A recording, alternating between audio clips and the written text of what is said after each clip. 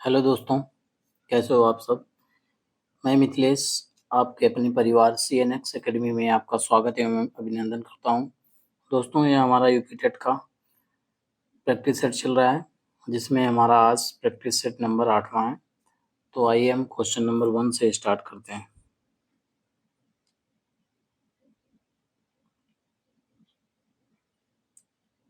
तो दोस्तों, हमारा क्वेश्चन नंबर 1 है, चिंतन प्रक्रिया में डैश का समावेशन नहीं होता है। ऑप्शन ए संवेदन, ऑप्शन बी अप्रत्यक्षीकरण, ऑप्शन सी प्रत्यय निर्माण, ऑप्शन डी पूर्व अधिगम स्मृति। तो दोस्तों, आप लोग बताएं इसका करेक्ट आंसर क्या होगा। इसका करेक्ट आंसर होगा ऑप्शन नंबर बी। इसका करेक्ट आंसर होगा ऑप्शन नंबर बी, अप्रत्यक्षीकरण।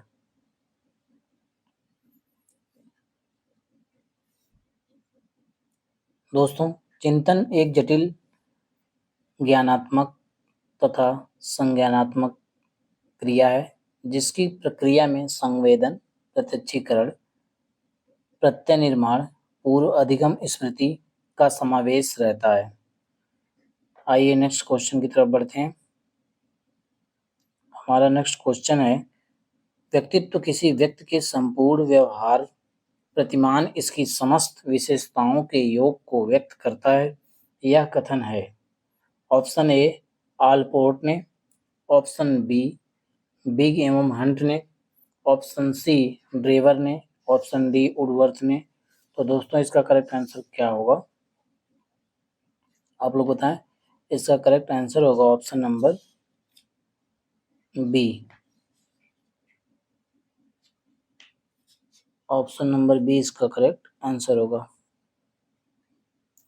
बिग एवं हंट ने। नेक्स्ट क्वेश्चन, बंडूरा के अनुसार अधिगम के चरण हैं। ऑप्शन ए प्रत्यक्षीकरण, ऑप्शन बी स्मरण, ऑप्शन सी अनुकूलन, ऑप्शन डी उपर्युक्त सभी। तो दोस्तों, इसका करेक्ट आंसर होगा ऑप्शन नंबर डी, उपर्युक्त सभी। बंडूरा के सामाजिक अधिगम सिद्धांत के अनुसार इसके चरण टोटल कितने हैं? टोटल इसके 4 चरण हैं। प्रत्यक्षीकरण, स्मरण, अनुकूलन, पुनर्बलन। बंडूरा ने कितने सिद्धांत दिए सामाजिकरण के अधिगम के? बंडूरा के सामाजिक अधिगम सिद्धांत के अनुसार अधिगम के निम्न 4 चरण हैं। पहला प्रत्यक्षीकरण, दूसरा स्मरण, तीसरा अनुकूलन, चौथा पुनर्बलन।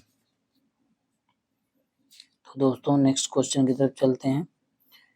अभिवृत्ति मापन की अप्रत्यक्ष विधि है। ऑप्शन ए प्रत्यक्ष प्रश्न विधि, ऑप्शन बी स्केलिंग विधि, ऑप्शन सी अवलोकन विधि, ऑप्शन डी उपयुक्त में से कोई नहीं।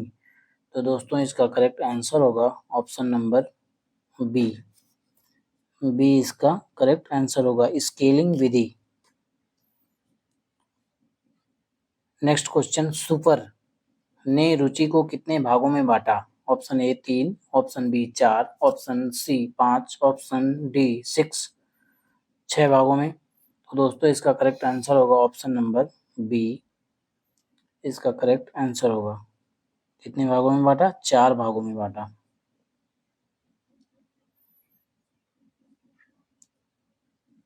नेक्स्ट क्वेश्चन, पुरस्कार है, पुरस्कार क्या है?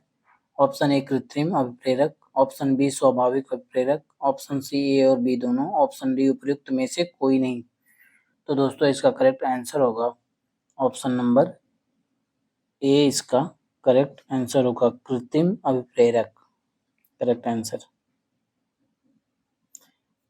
अब दोस्तों, कृत्रिम अभिप्रेरक क्या होता है?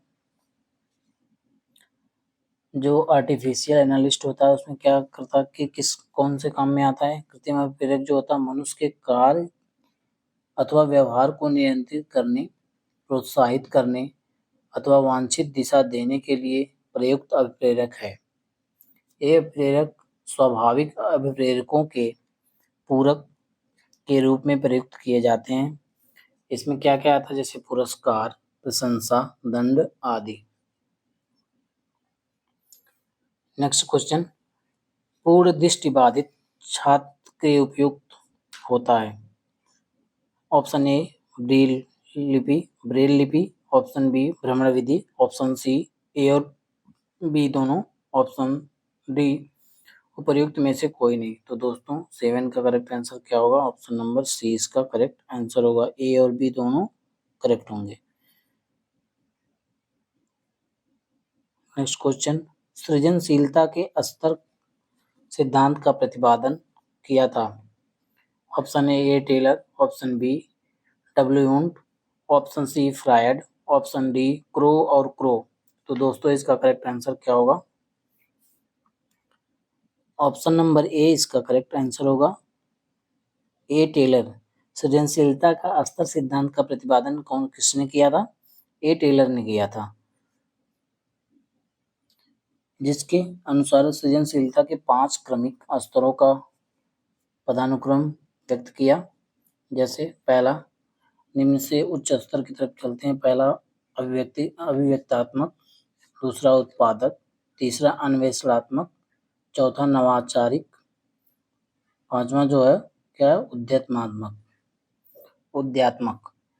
तो इसके 5 चरण हो गए, अभिव्यक्तात्मक, उत्पादक, अन्वेषणात्मक, नवाचारिक, उद्यात्मक। आइए नेक्स्ट क्वेश्चन की तरफ बढ़ते हैं। मानसिक परीक्षण शब्द का प्रयोग सबसे पहले किसने किया था? Option A Cattell, option B Terman, option C Binet, option D Stern. तो दोस्तों इसका करेक्ट आंसर होगा ऑप्शन नंबर ए। ए इसका करेक्ट आंसर होगा, कैटल ने किया था।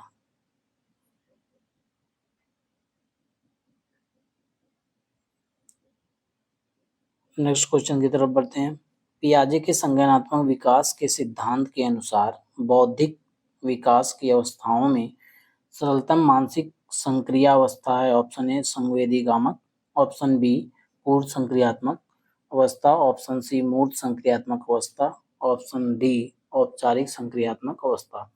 इसको दोस्तों हमने पिछले वीडियो में शॉर्ट क्रम में याद भी कराया। SPCF, एस से सेंसरी मोटर स्टेज संवेदीगामक अवस्था, पी से प्री ऑपरेशनल स्टेज पूर्व संक्रियात्मक अवस्था जो 2 से 7 वर्ष होती है, संवेदीगामक 0 से 2 वर्ष होती है, सी से कंक्रीट ऑपरेशनल स्टेज जो कि 7 से 11 वर्ष होती है, औपचारिक संक्रियात्मक अवस्था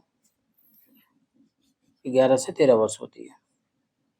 तो इसका आंसर करेक्ट क्या होगा? जीन पियाजे के संज्ञानात्मक विकास के अनुसार बौद्धिक विकास की अवस्थाओं में सरलतम मानसिक संक्रिया है। ऑप्शन ए संवेदीगामक, ऑप्शन बी पूर्व संक्रियात्मक, ऑप्शन सी मूर्त संक्रियात्मक, ऑप्शन डी औपचारिक संक्रियात्मक अवस्था। तो दोस्तों इसका करेक्ट आंसर होगा ऑप्शन नंबर ए इसका करेक्ट आंसर होगा, संवेदीगामक सेंसरी मोटर स्टेज। पियाजे की पूर्व संक्रियात्मक अवस्था से ब्रूनर की अवस्था के लगभग समरूप है। क्रियात्मक अवस्था, सक्रियता की अवस्था, ऑप्शन सी प्रतिबिंबात्मक अवस्था, ऑप्शन डी संकेतात्मक अवस्था। तो दोस्तों इसका करेक्ट आंसर होगा ऑप्शन नंबर सी प्रतिबिंबात्मक अवस्था।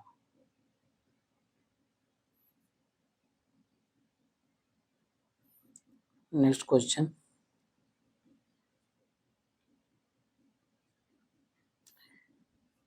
पियाजे के नैतिक विकास के अंतर्गत यथावत आज्ञा पालन से संबंधित स्तर है। ऑप्शन ए नैतिक यथार्थता, ऑप्शन बी नैतिक निर्णय, ऑप्शन सी नैतिक समानता, ऑप्शन डी नैतिक सापेक्षता। तो दोस्तों इसका करेक्ट आंसर होगा ऑप्शन नंबर बी नैतिक निर्णय।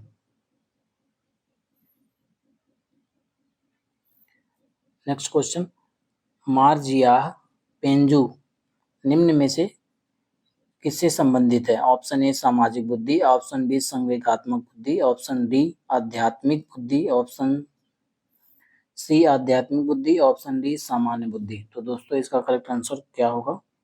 आप लोग बताएं।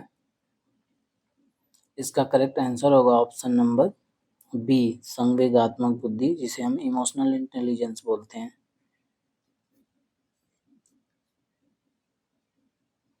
मार्जिया पेंजू जो थे संवेगात्मक बुद्धि का इन्होंने खोज की थी, जिसे हम इमोशनल इंटेलिजेंस भी बोलते हैं। इन्होंने इमोशनल इंटेलिजेंस को बढ़ाने के 7 व्यू रचनाओं का उल्लेख किया, जिसे हम शॉर्ट फॉर्म में एलिवेट बोलते हैं। एलिवेट, कल इसको मैंने एक्सप्लेन भी किया था कि एक एक वर्ड का जो मतलब क्या होता है, तो फिर से एक बार आप लोग देख लीजिए इसे। Elevate, E for environment for learning, सीखने के लिए वातावरण। एल से लैंग्वेज ऑफ इमोशन, संवेगों की भाषा। ई से एस्टेब्लिशमेंट ऑफ रिलेशनशिप, संबंध स्थापना। वी से वैलिडेटिंग फीलिंग्स, भावनाओं का वैधकरण। ऑप्शन फिर ए से एक्टिव एंगेजमेंट, सक्रिय प्रतिभाग। टी से थिंकिंग स्किल, चिंतन कौशल जो होते हैं।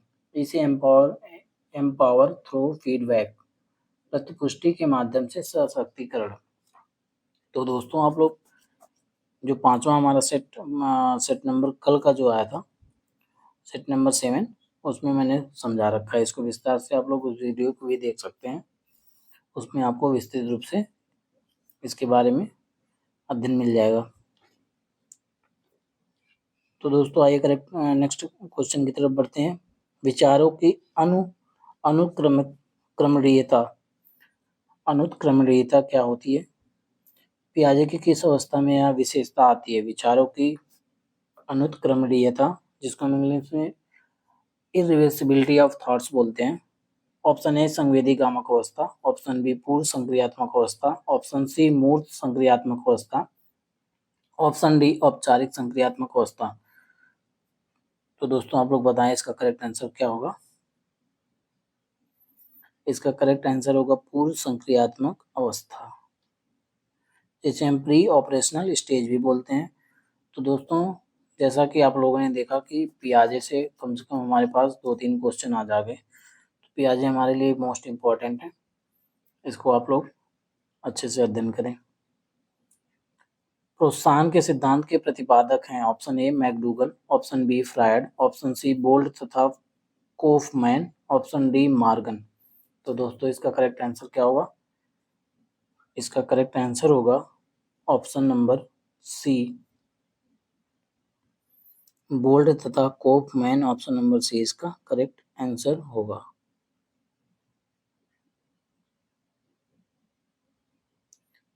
पहले संवेगात्मक व्यवहार होता है, तत्पश्चात संवेगात्मक अनुभूति। यह संवेग के किस सिद्धांत के अंतर्गत आता है? ऑप्शन ए जेम्स लांजे सिद्धांत, ऑप्शन बी लिंडस्ले सक्रियण सिद्धांत, ऑप्शन सी कैनन वार्ड सिद्धांत, ऑप्शन डी संज्ञानात्मक मूल्यांकन सिद्धांत। और दोस्तों इसका करेक्ट आंसर क्या होगा? इसका करेक्ट आंसर होगा ऑप्शन नंबर ए जेम्स लांडे सिद्धांत। नेक्स्ट क्वेश्चन, छात्रों की गलतियां की ओर इंगित करती हैं। ऑप्शन ए सामाजिक आर्थिक स्तर, वे कैसे सीखते हैं, ऑप्शन सी अभ्यास की आवश्यकता, ऑप्शन डी सीखने का अभाव। तो दोस्तों इसका करेक्ट आंसर क्या होगा? आप लोग इसको देखें और बताएं। इसका करेक्ट आंसर होगा ऑप्शन नंबर सी अभ्यास की आवश्यकता। हमारा नेक्स्ट क्वेश्चन है, उसुबेल के सीखने के सिद्धांत के अनुसार सीखने के कितने प्रकार होते हैं? Option A 4, option B 5, option C 3, option D 2। तो दोस्तों इसका करेक्ट आंसर क्या होगा? हमारा इसका करेक्ट आंसर होगा ऑप्शन नंबर ए 4।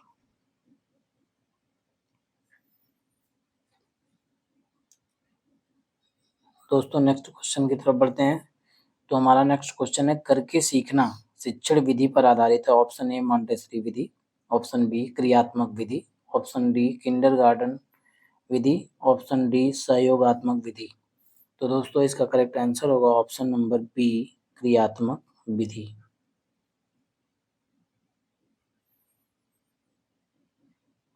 नेक्स्ट क्वेश्चन, किलपैट्रिक द्वारा प्रतिपादित शिक्षण विधि है। ऑप्शन ए परियोजना विधि, ऑप्शन बी क्रियात्मक विधि, ऑप्शन सी समुदाय विधि, ऑप्शन डी कहानी विधि। तो दोस्तों इसका करेक्ट आंसर होगा ऑप्शन नंबर ए परियोजना विधि। किलपैट्रिक जो था, किलपैट्रिक ने क्या दिया था? परियोजना विधि। हमारा नेक्स्ट क्वेश्चन है, प्रतिभाशाली बालकों के शिक्षकों की विशेषता होती है। ऑप्शन ए विनम्र स्वभाव, ईर्ष्या मुक्त स्वभाव, ऑप्शन सी ए और बी दोनों, ऑप्शन डी उपयुक्त में से कोई नहीं। तो दोस्तों इसका correct answer option number C होगा, ए और बी दोनों। प्रतिभाशाली जो बालक होते हैं वो क्या होते हैं? विनम्र भी होते हैं और ईर्ष्या मुक्त भी होते हैं।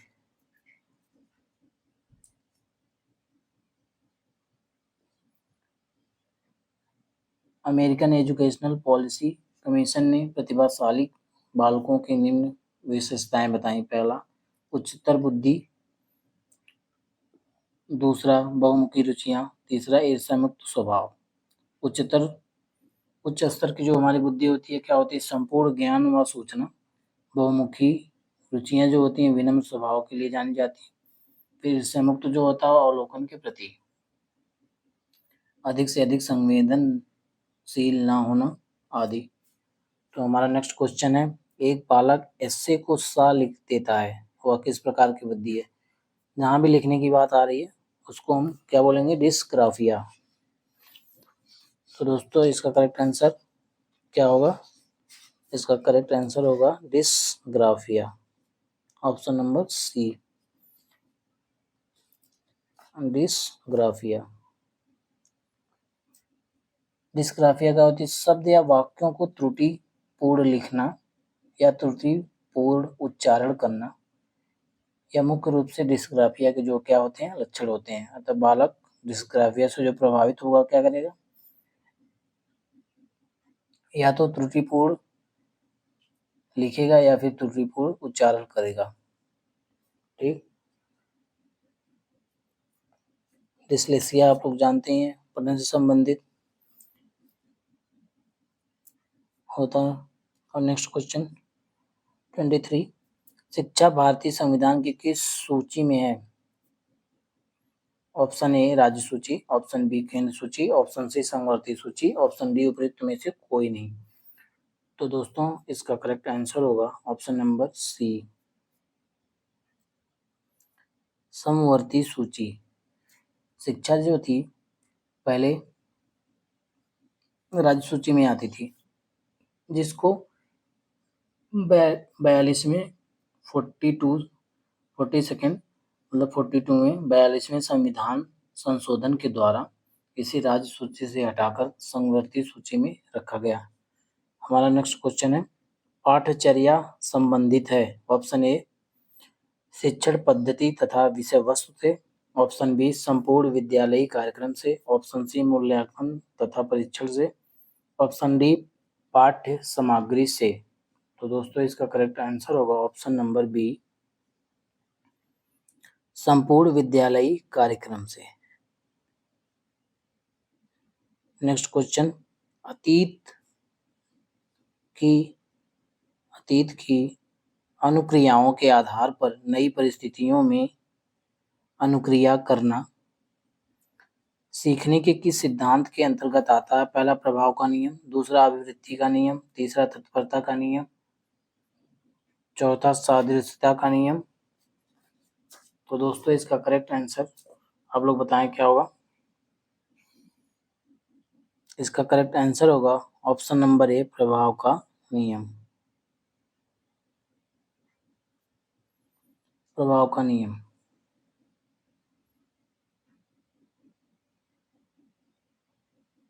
अब प्रभाव का नियम जान लीजिए क्या होता है। प्रभाव के नियम के अनुसार एक बच्चा होता है, अतीत की समान परिस्थितियों में की गई अनुक्रिया के आधार पर नई स्थिति पर अनुक्रिया या प्रतिक्रिया करता है।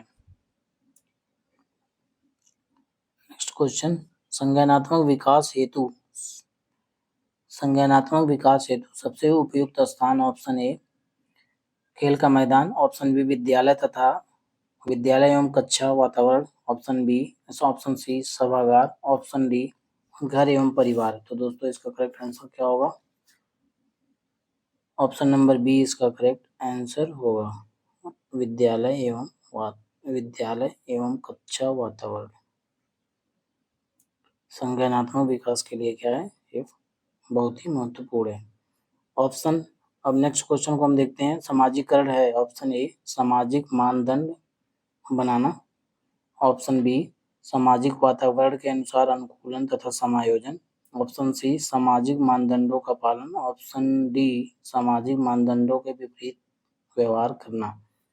तो दोस्तों इसका करेक्ट आंसर क्या होगा? ऑप्शन नंबर बी इसका करेक्ट आंसर होगा। समाजीकरण सामाजिक वातावरण के अनुसार अनुकूलन तथा समायोजन, समाजीकरण कहलाता है। सोशलाइजेशन क्या होता है? किसी भी चीज को हम क्या करते हैं? एक्सेप्ट करते हैं, उसके अनुसार हम अपने आप को परिवर्तित करते हैं। समायोजित करते हैं तो उसे क्या कहते हैं? समाजीकरण कहते हैं। नेक्स्ट क्वेश्चन, एक बच्चा पहली बार स्कूल आता है, आप एक कुशल शिक्षक होने के नाते किस विषय वस्तु का चयन करेंगे? ऑप्शन ए प्रिय मित्र, ऑप्शन बी पड़ोस, ऑप्शन सी परिवार, ऑप्शन डी विद्यालय। तो इसका करेक्ट आंसर क्या होगा?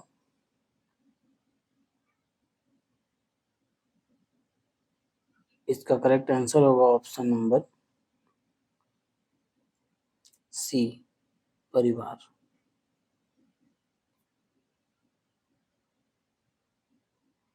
नेक्स्ट क्वेश्चन, एक बालक की मानसिक आयु 15 वर्ष है तथा वास्तविक आयु 10 वर्ष है, वह बालक होगा। एक कोई बालक है या बच्चा जो भी है, उसकी मानसिक आयु मतलब मेंटल जो एज है उसकी 15 ईयर है, और वास्तविक जो रियल उसकी क्रोनोलॉजिकल स्टेज है, क्रोनोलॉजिकल एज उसकी जो कितनी है? 10 ईयर हो। मतलब उसकी मानसिक आयु 15 वर्ष है, जो कि ज़्यादा है, बल्कि उसकी वास्तविक आयु कितनी है? 10 वर्ष। तो वह बालक क्या होगा? आप लोग बताएं, इसका करेक्ट ऑप्शन क्या होगा?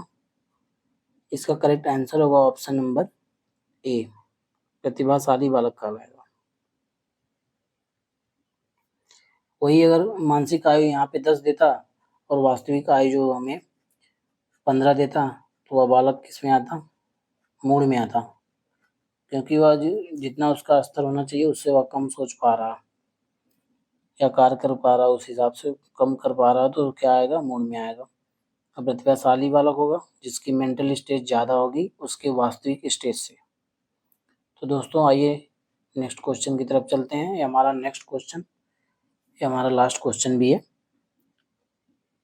भाषा कौशल का सही क्रम, भाषा कौशल का सही क्रम क्या होगा? ऑप्शन ए सुनना बोलना पढ़ना लिखना, ऑप्शन बी बोलना पढ़ना सुनना लिखना, ऑप्शन सी सुनना लिखना बोलना पढ़ना, ऑप्शन डी लिखना बोलना पढ़ना सुनना। तो दोस्तों इसका आप लोग बताएं करेक्ट आंसर क्या होगा? यहाँ से एक प्रश्न आएगा, जरूरी आएगा। तो दोस्तों इसका करेक्ट आंसर क्या होगा? ऑप्शन नंबर ए इसका करेक्ट आंसर होगा। सुनना बोलना पढ़ना लिखना इसका सही क्रम है, जिसको हम शॉर्ट फॉर्म में क्या बोल सकते हैं? सुबोपाली, सुबोपाली उसका शॉर्ट फॉर्म है, जिसको हम इंग्लिश में LSRW बोलते हैं। भाषाई संप्रेषण के दो रूप होते हैं, पहला होता है मौखिक, दूसरा होता है लिखित। जिसमें मौखिक भाषा जो होती है प्राथमिक है। प्राथमिक भाषा शिक्षण में मुख्यतः भाषा के लिखित रूप पर विशेष बल दिया जाता है, जबकि अन्य भाषा शिक्षण में दोनों रूपों पर बल दिया जाता है, मौखिक में भी और लिखित में भी। ठीक, और इसका सही क्रम क्या है? सुबोपाली, LSRW। सु से सुनना, बो से बोलना, प से पढ़ना या ल से लिखना। ठीक, सुनना जो होता है श्रवण कौशल, बोलना मौखिक अभिव्यक्ति, पढ़ना जो होता है पठन कौशल होता है, लिखना जो होता है लेखन कौशल होता है। तो दोस्तों आपको यह वीडियो अच्छी लगे तो लाइक शेयर और सब्सक्राइब जरूर करें। इस वीडियो को देखने के लिए आप लोगों का बहुत बहुत धन्यवाद।